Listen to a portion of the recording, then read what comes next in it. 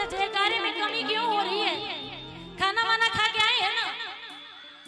अच्छा आप एक बार खड़े हुए तो हाँ आप खड़े हो जाइए एक बार खड़े हुए।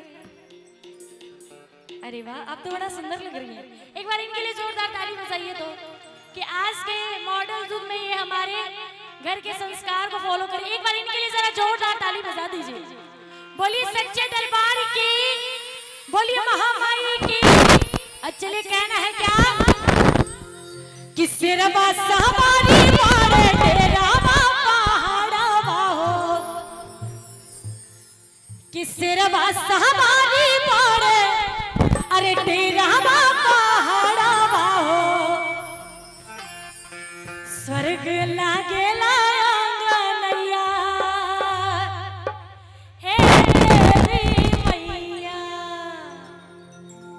कि स्वर्ग लागे लांगनैया हे देवी मैया।